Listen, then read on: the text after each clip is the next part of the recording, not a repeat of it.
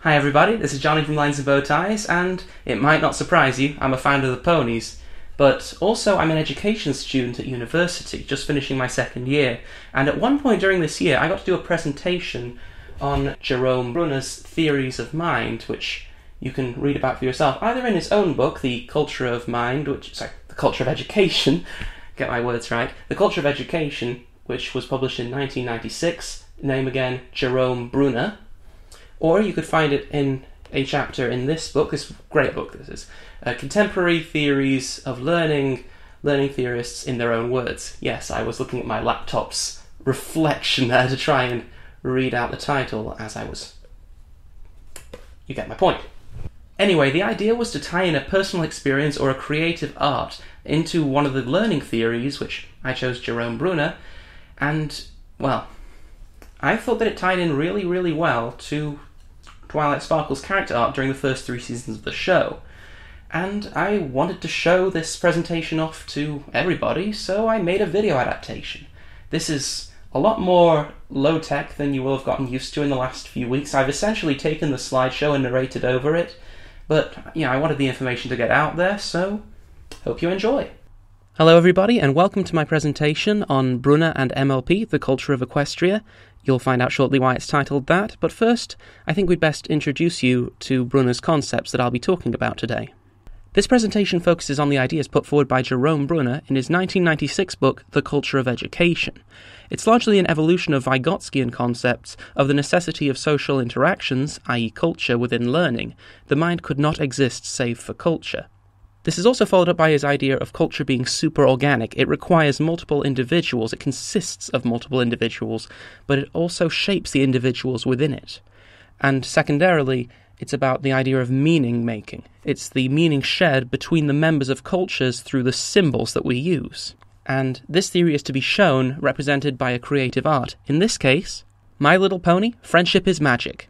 Specifically the character arc of Twilight Sparkle, that's the purple unicorn in the middle, during the first 3 seasons of the show. I will be referring to her simply as Twilight for the remainder of this presentation. My reasons for choosing this art are as follows. Twilight's arc is analogous for Bruner's theory of the necessity of culture within learning. It's right there in the title, Friendship is Magic. The show's use of symbols provides useful examples of how concepts can be conveyed through media. The show is targeted primarily at young people, yet it executes its ideas with the sincerity and intent that does not speak down to its audience. There is a common assumption that something created to be approachable for all ages must be of poor quality or only exist as a distraction, and I hope this presentation can show otherwise. When Twilight was a young filly, she was inspired when she saw Princess Celestia, the ruling monarch and a powerful magician, raise the sun, and she decided to pursue a path in mastering magic. She tries to enroll in Celestia's Royal Academy for Magic, but due to the pressures of the interview, well, she started to lose control until Princess Celestia intervened. She was impressed with Twilight's raw abilities, but said she needed to learn to control it, and took Twilight in as her personal protégé. Twilight spent the remainder of her childhood studying under the private tutelage of Princess Celestia. This could be seen as an example of Vygotsky's zone of proximal development, ensuring her learning through careful guidance, but that's not the focus of today's presentation. As a result, Twilight became an intelligent young mare, or at least intelligent in the sense most often perceived and promoted in Western culture and media. She is bookish, has a great memory for facts and a talent for organisation and research, but this focus on traditional study had left her socially awkward and without any close friends. It's an interesting subversion of Western culture to have such a character at the beginning of her character arc. Considering the value placed on fact-based learning that is often presented as the goal to become, pre-series Twilight is displayed as a character with much still to learn, just not in the academic sense. Towards the beginning of her story, Twilight could be seen as a symbolic representation of the concept of a computational mind. As detailed by Bruner, her mind is filled with finite, coded, unambiguous information. Indeed, when she later encounters contradictions to her previous understanding, like in the episode Feeling Pinky Keen, it resulted in alarm and rigorous testing in an attempt to disprove the radical proposal. Jarvis would refer to this as a moment of disjuncture. To quote Bruner, this so-called well-formedness is both its strength and its shortcoming. The process of knowing is often messier and more fraught with ambiguity than such a view allows. This brings us to the first episode of the show, where Celestia tells Twilight she simply must stop reading those dusty old books, much to Twilight's ire. She is sent to the village of Ponyville to help prepare for an annual holiday, the Summer Sun Celebration, acting as the princess's envoy and ensuring that all goes according to plan. She meets with the other ponies planning the celebration, and while each of them is welcoming in their own way, Twilight is untrusting and feels uncomfortable around them. I don't have much time to go into the detail, so I'm going to speed through the next few points. This is put aside when Nightmare Moon, Princess Celestia's corrupted sister, returns to plunge the world into an unending darkness. Twilight and her new friends go on a quest, discover how each of their perspectives and skills are valuable as part of a team, and ultimately discover magical artifacts known as the Elements of Harmony, which they are able to revert Nightmare Moon to her original state, Princess Luna. Upon returning to Ponyville, Princess Celestia decrees Twilight to stay in Ponyville to ensue ethnographic research on the magic of friendship, to report to Celestia a lesson she has learnt about friendship every week. This serves as a framing device for the rest of the series. Each episode revolves around a moral that Twilight and the remaining 5 would learn about friendship to report to Princess Celestia. The lesson is learnt organically during the plot of each story rather than being part of a planned curriculum. These lessons serve as a perfect allegory for Bruner's teachings of meaning-making in culturalism. Twilight and her friends derive a lesson from the events of their lives and learn from them.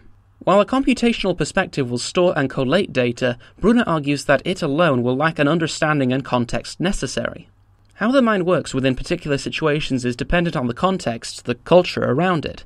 And yes, I realise the irony of using the quote, "how the hand works," with animals that indeed have no hands. An example of how culture affects how Twilight needed to think and act can be found in the episode Winter Wrap-Up, where they celebrate the ending of winter with particular tasks like waking up the hibernating animals, welcoming back the migrating birds, and planting seeds for that year's harvest. One particular about Ponyville's Winter Wrap-Up was that it began before unicorns arrived in Ponyville. Unicorns are the only ponies that can use magic, so it was part of the tradition to not use magic for these tasks, something that Twilight struggled with. She is not a physically strong pony, and after some frustration she used her magic to help herself push a plough for Applejack until she lost control of it and crashed. Upon which her friend Applejack berates her for using magic during the holiday. While one can make a pragmatic argument that she should be allowed to do magic to finish the tasks faster, it was part of the culture that prohibited it, and it was not for Twilight, a relative newcomer, to try and enforce new changes into it. Ultimately, she was able to help with the town in a more managerial role. Her mind was more useful in that role within that context.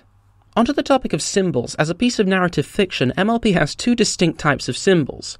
Those are the symbols in-universe used to communicate and represent ideas, and the symbols used by the author to communicate a message to the viewer. Note that these are not necessarily mutually exclusive, they can be both. An in-universe symbol could be the cutie marks, the symbols that appear on the flanks of ponies in the world of MLP.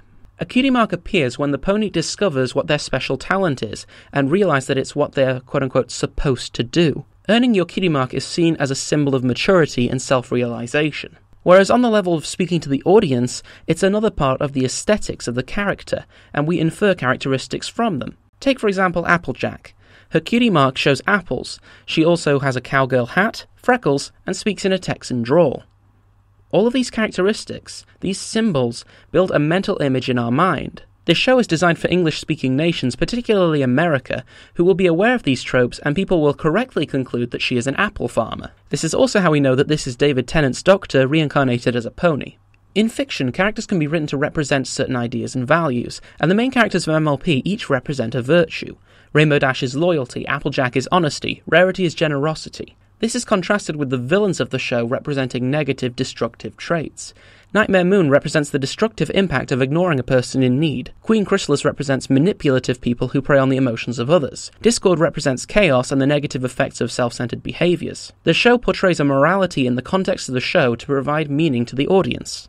As for Twilight's character arc, it ends with the episode Magical Mystery Cure, where after an existential crisis hits the main 6, Twilight is able to help bring the group back together with her memories of all the events and lessons they'd learned together. After this enlightenment occurs, the Elements of Harmony somehow react to this and seemingly kill Twilight's sparkle. Twilight appears in a peculiar spiritual realm where she meets with Princess Celestia, who congratulates Twilight on how much she's grown and learned during their time together, and that it was time for her to fulfill her destiny. At which she is sent back to Ponyville in her new form as an alicorn, a pony with both a horn and wings, signalling that she is to become a princess.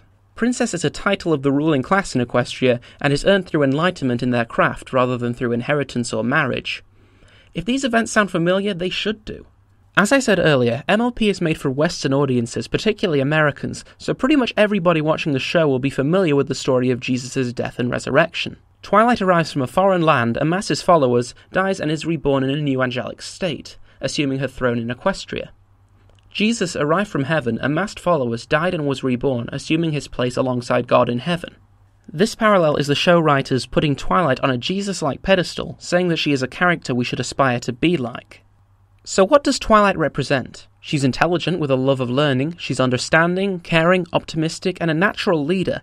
Her growth occurred through a social context, allowing her to reach enlightenment. She represents Bruner's theories of learning through being neither a rejection of computationalist or culturalist understandings of the mind, but an amalgamation of both. Twilight never stopped being who she was under Celestia. She continued to build on that old foundation, just as Bruner doesn't reject the lessons of computationalism, even though they're not entirely comprehensive. Twilight found meaning in the events of each episode and learned from them. This is the quintessential example of Bruner's theories of meaning-making within cultures. Symbolically, she represents the potential growth an individual can experience within social communities. Learning exists within cultures, not just within dusty old books. Anyway, that's my presentation. I hope you found it informative and enjoyable, and incidentally, this presentation was first given on the last day of winter. Happy winter wrap-up, everybody!